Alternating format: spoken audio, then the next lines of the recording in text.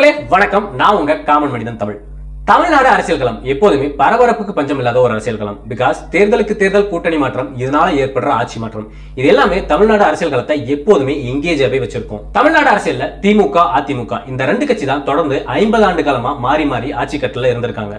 இந்த ரெண்டு கட்சிக்கும் இருக்கக்கூடிய ஒரு ஒத்த கொள்கை மத்தியில் கூட்டாட்சி, மாநிலத்தில் சுயாட்சி. இந்த கொள்கையில திமுக தொடர்ந்து திடமான கருத்துக்களையும் கூட்டணியும் கடந்த 3-4 தேர்தலா கட்டி காத்துட்டு வர்றாங்க. ஆனா அதிமுக ஜெயலலிதா அவர்கள் இறந்த பிறகு பல துண்டுகளா உடைஞ்சு போச்சு. கூட்டணிகள் பல இருந்தாலும் பலவீனமடைந்த அதிமுகவா இருக்காங்க. இதை ஒன்னு சேர்க்கும் முயற்சியில சசிகலா அவர்கள் இறங்கி இருக்காங்க. ஆனா இபிஎஸ் அவர்களோ அவங்க எங்களுக்கு தேவையே இல்லை அப்படிங்கிற முடிவுல தீர்க்கமா இருக்காரு. இந்த பலவீனமான சூழ்நிலையில அதிமுக திரும்பவும் நாங்க பிஜேபியோட கூட்டணி அமைக்கிறோம் அப்படின்னு முடிவெடுத்து திரும்பவும் பிஜேபியோட கூட்டணி வச்சிருக்காங்க. இதனால அதிமுக தன்னோட கொள்கை இருந்து பின்வாங்குமோ அப்படிங்கிற பேச்சு சமூக வலைதளங்கள்ல சமீப காலமா வலம் வந்துட்டு இருக்கு. ஆனா இந்த பேச்சுக்கு முற்றுப்புள்ளி வைக்கும் வகையில மத்திய அமைச்சர் அமித்ஷா அவர்களும் அதிமுகவினரும் மத்தியில் கூட்டாட்சி, மாநிலத்தில் சுயாட்சி அப்படிங்கிற கொள்கையில எந்த ஒரு மாறுபாடோ வேறுபாடோ இல்ல, இதுல எடப்பாடி பழனிசாமி அவர்களும் தீர்க்கமா இருக்காரு அப்படிங்கிற மாதிரி சொல்லியிருக்காங்க. ஒரு பக்கம் இருக்க மத்திய பாஜக அரசோட கூட்டணி அமைச்சருக்கு அதிமுக தமிழ்நாடு அரசுக்கு வர வேண்டிய நிலுவைத் தொகையான கல்வி தொகையையும் NRGS தொகையும் பெற்றுத்தரத்துக்கான அழுத்தத்தை எந்த அளவுக்கு கொடுக்கும் அப்படிங்கறத பொறுத்து இருந்து தான் பார்க்கணும். அதனால மாநிலத்துக்கு வர வேண்டிய கல்வி தொகையும்